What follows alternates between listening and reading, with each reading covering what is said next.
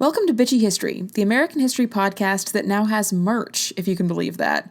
We know it's crass consumerism, but I'm drinking out of a Bitchy History mug right now, so it's worth it.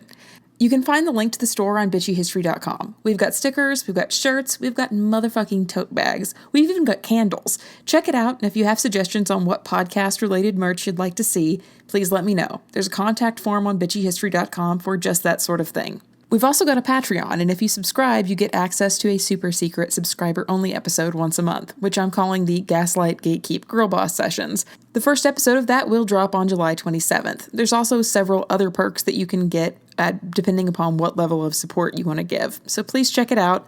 A link to it is on bitchyhistory.com as well.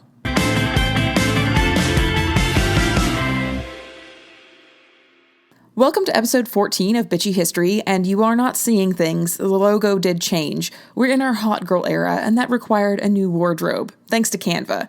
This is not a sponsored episode, I just really love Canva. However, if they want to sponsor the show, I would not say no. Anyway, on to the history. For today's episode, we are heading outside of America and looking at some of the underpinnings of the intellectual thought and rebellion that created the foundations for the American Revolution. And there's no better place to start than the Age of Enlightenment, or the Age of Reason, the rationalistic sibling of the religious rabble-rousers of the Great Awakening that we talked about last week. Around the same time the English settlers were establishing the first forms of government in the New World, in Europe, new political ideas were also gaining ground. The philosophical movement of the Enlightenment began to come to popularity in the 17th century and had global impact through the 18th century. It focused on a range of ideas that centered on the value of human happiness, the pursuit of knowledge through reason and evidence, and ideals like liberty, progress, toleration, fraternity, constitutional government, and the separation of church and state. Prior to the Enlightenment, the Catholic Church reigned supreme as Europe's preeminent religious and intellectual leader, but during the 1500s and 1600s, several events began to challenge its hold on power. Martin Luther's Reformation and split from the Catholic Church, which we talked about back in episode 7 when I gave you the rundown on the history of the Puritans, was one of these challenges. People began to question the traditional authority of the Catholic Church and broke away to begin forming their own religious denominations. At the same time, the political upheaval in Europe during the 30 Years' War from 1618 to 1648 would cause many people to start questioning the intelligence and authority of religious and political leaders that had waged a decades-long war with millions of casualties because they couldn't agree on what religion to force people to follow. That is the stupidest fucking thing I've ever heard. Totally agree, but most wars are started for very dumb reasons, like 70-year-old men who were unwilling to accept that the Soviet Union fell apart in 1991 and Ukraine doesn't have any interest in helping him rebuild it. Stop trying to make fetch happen. It's not going to happen. But the other major change in society was the scientific revolution that took place during the 16th and 17th century.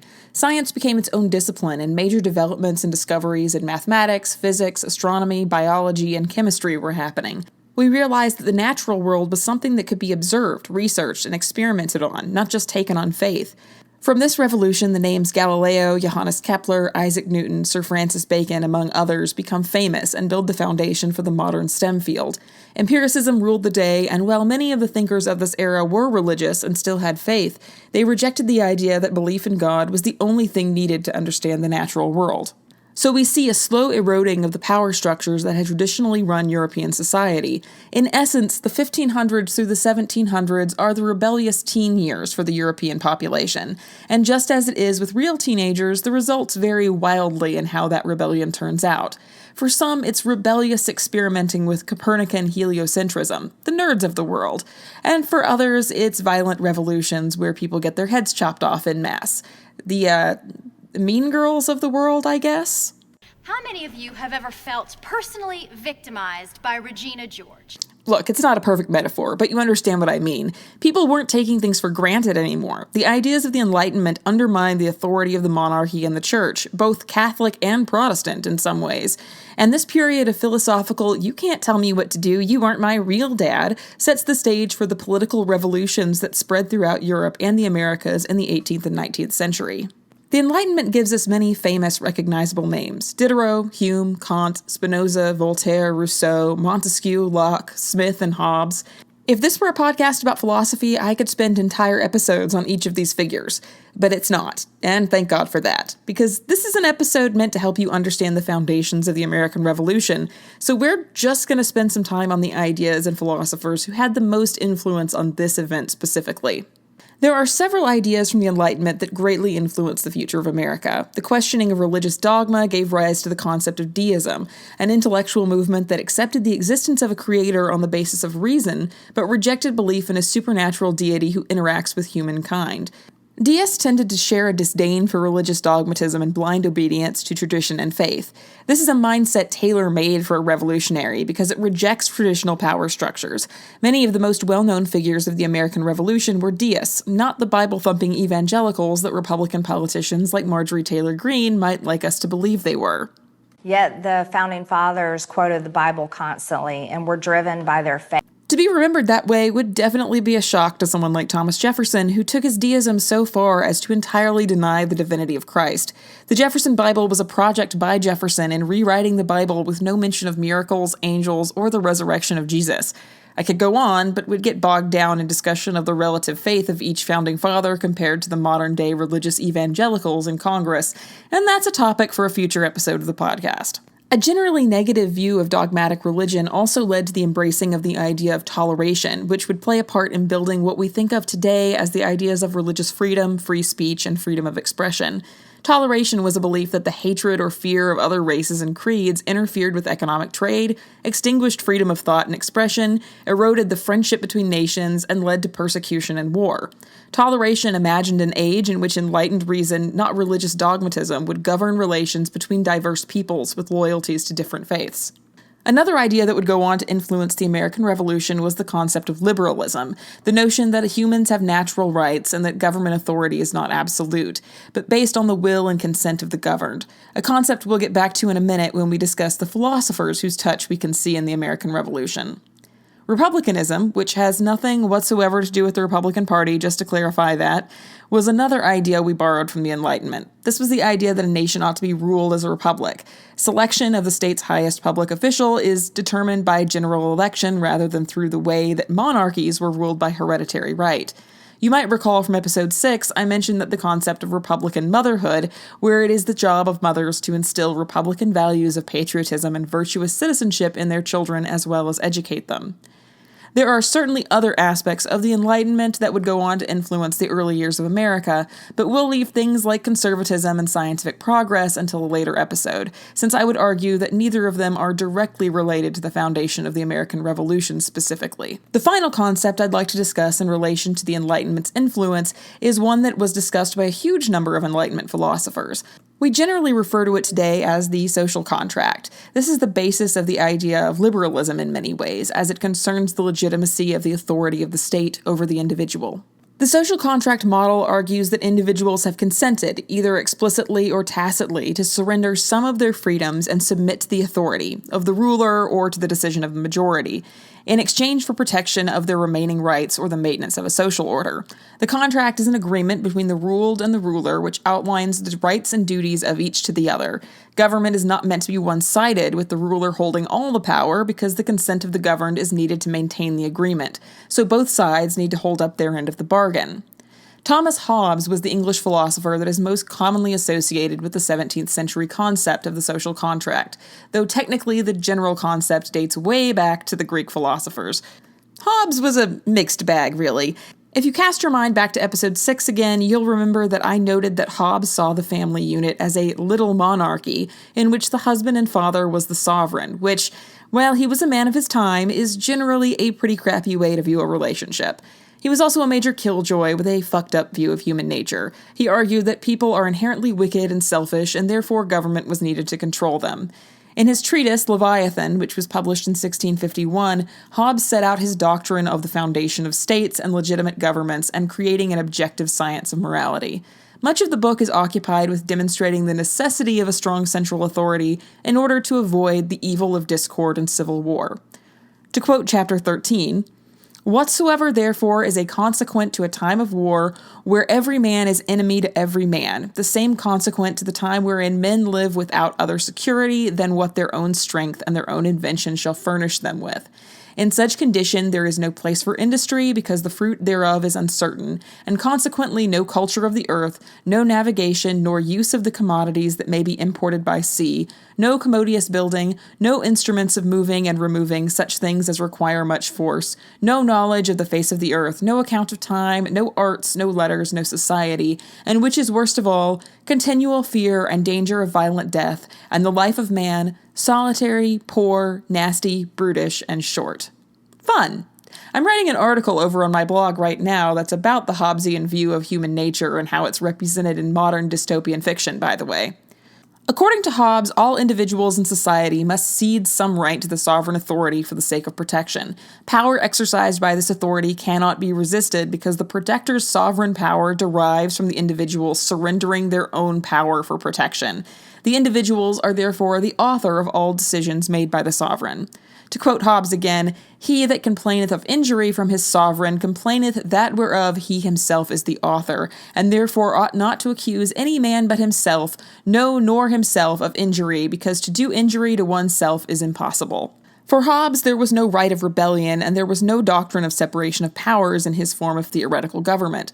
According to Hobbes, the sovereign must control civil, military, judicial, and ecclesiastical powers. So while Hobbes is proposing a form of the social contract, it's not one that really jives with the form of social contract that supported the idea of a revolution against your parent country. That idea would come from another philosopher who wrote about the state of nature and the social contract. John Locke. Not the guy from Lost. This is a different John Locke, just to clarify. Not that I thought you'd confuse a 17th century philosopher for a fictional character played by Terry O'Quinn, but let's just say this confusion has happened before in one of my classes, so yeah. Different guys, same name, big difference. For one thing, the 17th century philosopher had hair. Locke was an English philosopher and physician who is widely regarded as one of the most influential thinkers of the Enlightenment. He's sometimes referred to as the father of liberalism, and his most famous work is undoubtedly his 2 treatises on government, followed by a letter concerning toleration. His political theory was also based on the idea of the social contract, but he had a very different view of human nature and society than Hobbes. Locke believed that human nature is characterized by reason and tolerance. I used to agree with him, but in the last few years it's gotten harder and harder to do so. In a natural state, Locke believed that all people were equal and independent, and everyone had a natural right to defend his life, health, liberty, or possessions. But rather than constantly having to defend ourselves, we form societies so that instead we can have a government which resolves conflicts in a civil way. So we give up some freedom for the safety and security, just like Hobbes. But this is again where Hobbes and Locke diverge, and where Locke's influence can be most clearly seen in the building blocks of the revolution. Locke advocated governmental separation of powers rather than a dictatorship of a single sovereign, and believed that revolution is not only a right but an obligation in some circumstances. Locke writes this in his second treatise on government. Whenever the legislators endeavor to take away and destroy the property of the people or to reduce them to slavery under arbitrary power, they put themselves into a state of war with the people, who are thereupon absolved from any further obedience and are left to the common refuge which God hath provided for all men, against force and violence. Whensoever, therefore, the legislative shall transgress this fundamental rule of society, and either by ambition, fear, folly, or corruption endeavor to grasp themselves or put them into the hands of any other on absolute power over the lives, liberties, and estates of the people, by this breach of trust they forfeit the power the people had put into their hands for quite contrary ends, and it devolves to the people who have a right to resume their original liberty. And yes, this is from the second treatise on government, and there are 2 of them. You might ask what the first treatise on government is, but it's not really relevant to this episode. I'll just say that it's an absolute roast of a man by the name of Sir Robert Filmer, who I can only assume John Locke hated with the heat of 1,000 suns based on how thoroughly he philosophically bitch-slapped the man. The full title of the first treatise has the subtitle, "The False Principles and Foundation of Sir Robert Filmer and His Followers Are Detected and Overthrown," and he thoroughly destroys the arguments found in Filmer's Patriarcha, which had been published 9 years previously. If you can get past the 17th century language, do give it a read. But back on to the second treatise, which has the subtitle of An Essay Concerning the True Original Extent and End of Civil Government. This treatise touches on a number of themes: the state of nature, the condition of human beings before or without political association; conquest and slavery. In 2 chapters of the treatise, he performs a neat takedown of the concept of slavery by first writing a justification for slavery and then pointing out that the requirements for such a justification could never exist in reality. In providing a justification for slavery, he renders all forms of slavery as it actually exists invalid. He does the same thing with the right of conquest. He proposes one power a conqueror could gain, and then demonstrates how actually that power can't be claimed in reality. A neat little job of reverse psychology. Property. Locke claims that civil society was created for the protection of property. Simple enough. Representative government. Locke feels that a legitimate contract could easily exist between citizens and a monarchy, an oligarchy, or some other mixed form of government. His notions of people's rights and the role of civil government provided strong support for the intellectual movements of both the American and French revolutions. And the right of revolution. Locke declared that under natural law, all people have the right to life, liberty, and estate. Under the social contract, the people could instigate a revolution against the government when it acted against the interests of citizens, to replace the government with one that served the interests of citizens. There are several more philosophers who deal with the social contract, but frankly, I think I'll save Montesquieu and Rousseau for the episodes of the podcast when we get into the creation of the American Constitution, for reasons. One of those reasons is that John Locke is an excellent place to switch to the second topic we're covering today, the end of absolutism. Now, not all Enlightenment thinkers were against absolute monarchy. In fact, many supported it for a variety of reasons. Many saw a strong absolute monarch, as long as they were an enlightened philosopher-king type of monarch, as the key to creating reform.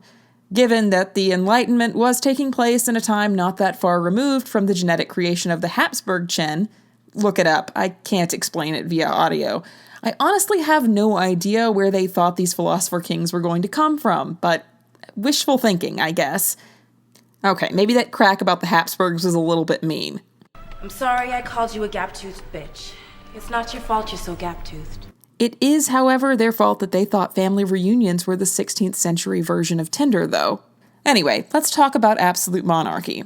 Absolutism is the political doctrine and practice of unlimited centralized authority and absolute sovereignty, as vested especially in a monarch or dictator. In this system, a ruler is subject to no challenge to his authority. There is no Congress, parliament, or court that can supersede him. So, the version of government that Trump and his supporters wish they had. Never in my life did I think I would like to see a dictator, but if there's going to be one, I want it to be Trump. The most common defense of absolute monarchy was a belief in the divine right of kings. It asserted that kings derived their authority from God, and that even tyrannical rule was justified, because obviously God intended for a genocidal maniac to be put in power to punish the sinfulness of humanity.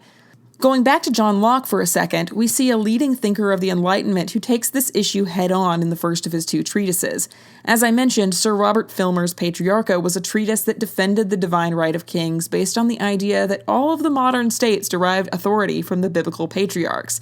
Locke smashes through that argument and says, nah, bad kings are bad kings, and we shouldn't have to put up with them just because they claim divine authority.